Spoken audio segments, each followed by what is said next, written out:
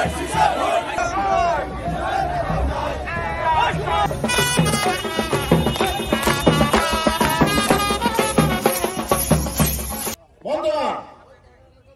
26 সালের ফেব্রুয়ারি মাসে বাংলাদেশের জাতীয় সংসদ নির্বাচন অনুষ্ঠিত হবে এবং তার আগে আমাদের নেতা জনাব তারেক রহমান কত দফা ঘোষণা করেছেন জাতির মুক্তির জন্য?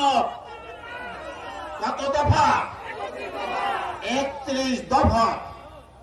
আমরা 31 দফাকে সামনে রেখে আগামী নির্বাচনে অবশ্যই জয় লাভ করব। বন্ধুগণ, আমাদের মিছিল আছে, আমি আর বক্তব্য বাড়াতে চাই না। আমি শুধু একটি কথা বলতে চাই, আগামী নির্বাচনে এদেশের জনগণ তাদের পছন্দ মতো সরকার বেছে নেবে।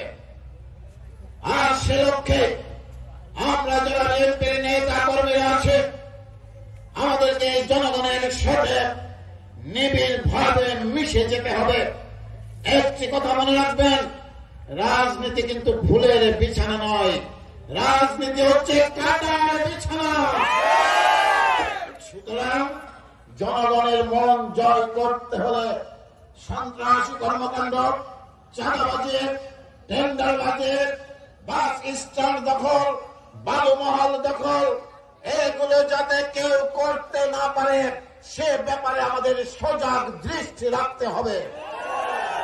এবং পরিশেষে আমি সকলের ঐক্যবদ্ধভাবে এই 16 বিএনপিকে গড়ে তোলবার জন্য আহ্বান জানিয়ে আপনাদের সকলকে আরো একবার অভিনন্দন জানিয়ে আমার বক্তব্য এখানেই শেষ করছে। সকলকে ধন্যবাদ। বাংলাদেশ জিন্দাবাদ। শহীদ জিয়া অমর হোক। খালেদা জিয়া জিন্দাবাদ। তারেক রহমান জিন্দাবাদ।